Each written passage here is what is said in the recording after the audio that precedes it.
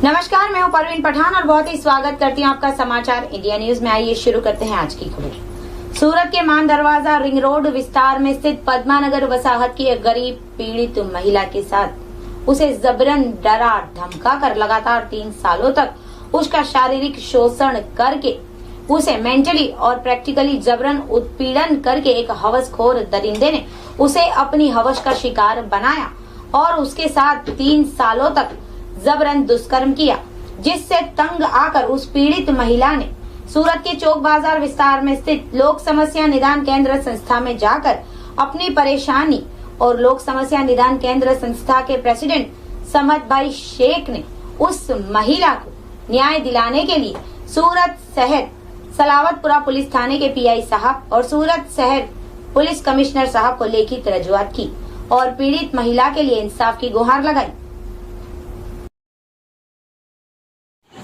आपको बता दें कि पिछले कई सालों से मानव सेवा, समाज सेवा और लोक सेवा तथा पीड़ितों को न्याय दिलाने में हमेशा बिना किसी जाति और धर्म का भेदभाव किए बगैर खड़े पैर रहकर पीड़ितों को इंसाफ दिलाने वाली संस्था यानी कि लोक समस्या निदान केंद्र संस्था, जो कि हरदम पीड़ितों को न्याय दिलाने के लिए तत्पर रहकर सही तरीके से कानूनी कागजी कार्यवाही करके पीड़ित व्यक्तियों को न्याय दिलाती आ रही है।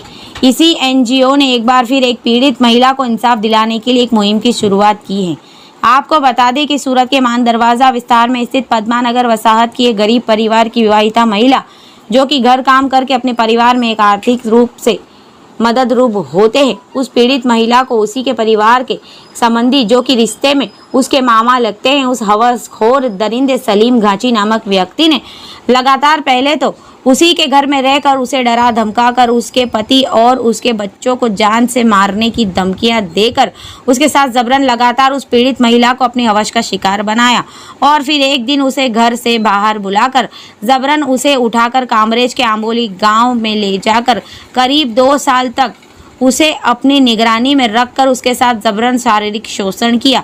ऐसा आरोप पीड़ित महिला ने उस इंसानियत के दुश्मन अपराधी सलीम घाची पर लगाया है। आपको बताते चले कि अपने साथ हो रहे लगातार शारीरिक शोषण, मेंटली टॉर्चर और आपराधिक अन्याय के खिलाफ पीड़ित महिला ने आवाज उठाते हुए अपनी शिकायत सूरत के सलावतपुरा पुलिस थाने में दर्ज करवाई, लेकिन सलावतपुरा पुलिस थाने में उस शिकायतकर्ता महिला को अभी तक कोई संतोषकारक जवाब नहीं मिला और ना ही इस मामले में सलावतपुरा पुलिस थाने की तरफ से कोई कार्यवाही की गई, ऐसा पीड़ित महिला ने और उसके परिजन का कहना है। आखिरकार कानूनी दांवपेच के खेल और मेंटली, प्रैक्टिकली और आर्थिक रूप से पीड़ित महिला आरिफा बीबी ने सूरत के चौक बाजार विस्तार में स्थित सालों पुरानी संस्था लोक समस्या निदान केंद्र संस्था में जाकर संस्था के प्रमुख समद भाई शेख को अपनी दर्दनाक कहानी से रूबरू करवाया, जिसके चलते आज रोज लोक समस्या निदान केंद्र संस्था के प्रमुख समद भाई शेख की अध्यक्षता में उनके मार्गदर्शन से शाहिदा बीबी और एनजीओ में कार्यरत समग्र टीम मेंबर और पीड़ित महिला के परिजन के साथ मिलकर लोक समस्या निदान केंद्र संस्था द्वारा सूरत शहर पुलिस कमिश्नर कचेरी जाकर लिखित रजूआत की गई और पीड़ित महिला को न्याय दिलाने के लिए सीपी साहब से अपील की गई और इस मामले में सीपी साहब की तरफ से पीड़ित महिला को बड़ा ही संतोषकारक जवाब मिला और पीड़ित को न्याय मिले इस तरह की कड़क कार्यवाही करने का आश्वासन भी दिया गया। रिपोर्ट बाय परवीन पठान, समाचार इंडिया न्यूज सूरत।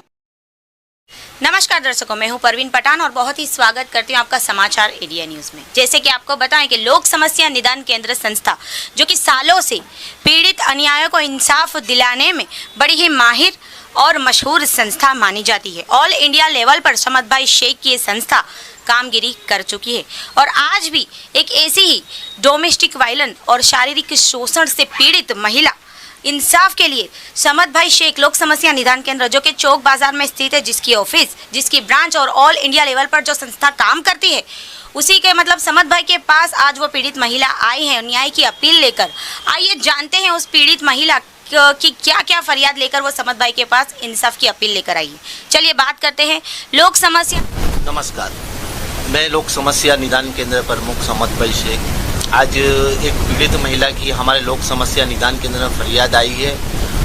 वो मान दरवाजा की रहने वाली है। पिछले कई टाइम से सलीम घाची नाम का व्यक्ति द्वारा पिछले 2 साल से उसका शारीरिक शोषण करने में आ रहा है, उसको धमकी देने में आई है और वो पीड़ित महिला सलावतपुरा पुलिस स्टेशन गई थी, पर कार्रवाई नहीं होने की वजह से आज लोक समस्या निदान केंद्र में उनने फरियाद दर्ज की है। इसकी फरियाद को लेके हम आज सूरत शहर पुलिस कमिश्नर साहब से रजूआत करेंगे। इस पीड़ित महिला को जल्द से जल्द मिले। कहाँ पर आप इस महिला की फरियाद को लेकर रजूआत करेंगे? प्रथम तो हम लोग सूरत शहर पुलिस कमिश्नर जाएंगे, साहब को रजूआत करेंगे, फिर वहाँ से सलाबतपुरा जाएंगे और सलाबतपुरा के पीआई साहब से हम लोग यही मांगनी करेंगे कि इस पीड़ित को जल्द से जल्द। अच्छा, हमारे चैनल के माध्यम से जो दर्शक आपको देख रहे हैं, आपको मैसेज देना चाहूँगा?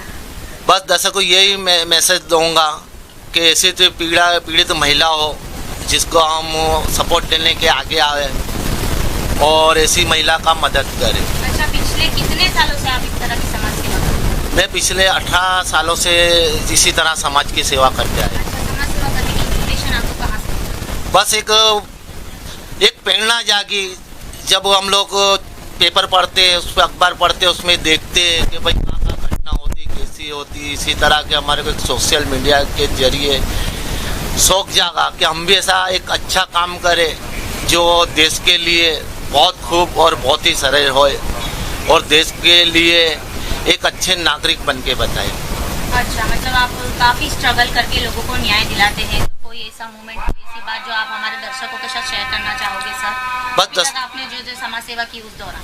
बस दर्शकों की यही सेवा की है कि अभी लॉकडाउन जैसा आया, लॉकडाउन जैसी महामारी आई, उसके अंदर हम लोग को बहुत ही तकलीफ में गुजरे और इसी दौरान भी हमारी लोक समस्या निदान केंद्र लगी रही और सेवा करती रही। तो इसीलिए मैं चाहूँगा कि सूरत शहर के नौजवान भी ऐसे लोक सेवा में जुड़े और ऐसे अच्छे कार्य के लिए आगे आए। जी, आपके साथ क्या घटना बनी, आप बताइए। मेरे साथ में ये घटना बनी हुई है कि हमारे रिलेक्शन में था, मतलब मेरे मामा लगते थे। उन्होंने मेरे साथ में घर पे आए, बोले कि थोड़ी मदद चाहिए। तो हम लोगों ने बोला ठीक है। तो बोले हम हॉस्टल में रहते हैं। मैं बोला नहीं, अपना घर है तो यहाँ पे ही रहो। तो उन्होंने मैं बोला ठीक है। तो हमने उनको दुकान बताई, फिर वो चले गए। उसके बाद फिर आए, बोले मुझे शादी करनी है। शादी करने के लिए हम लोग ने बोला लड़की, मैंने उनको बताई कि आपको बताओ। उनको 4-5 लड़की बताई, उन्होंने मना कर दिया। उसके बाद में बोला कि नहीं, मुझे पसंद नहीं है, मुझे तू पसंद है। तो फिर मेरे साथ में ज़बरदस्ती करने लगे और बोले कि मुझे तेरे साथ करना है। मैं बोला मेरे 3 बच्चे हैं, मुझे ऐसा कुछ मेरे मन में है नहीं, मैं आपको मामा बोलती हूँ। तो बोले तो ऐसा नहीं करेगी तो तेरे पापा को और तेरे बच्चों को मार दूंगा। मुझे ऐसे धमकी देने लगा और लगातार धमकी देते देते फिर मुझे बोला कि अब तुझे यहाँ नहीं रहना है, मेरे साथ चल, मैं तेरे साथ ऐसा करूँगा वैसा करूँगा। फिर भी उसके डर से मैं अपने मम्मी पापा को नहीं बताई।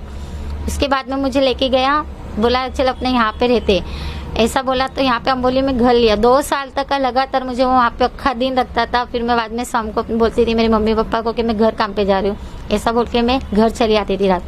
फिर अभी बोलता है कि मैं तेरे साथ निकाह करता हूँ। मैं बोला ठीक है चल कोर्ट मैरिज कर ले। तो बोलता है मना किया। उसके बाद में मुझे ऐसा बोला अगर से मैं कोर्ट मैरिज भी नहीं करूँगा तो अच्छी लड़की नहीं है, मुझे ऐसे बदनाम किया। बोले तू लड़की तो कुछ चौक बाजार में काम पे नहीं जाती है, तो धंधा करने जाती है। मैंने उसको बोला तू चल मेरे साथ, मैं जहाँ जाती हूँ वहाँ पे तुझे एड्रेस बताती हूँ।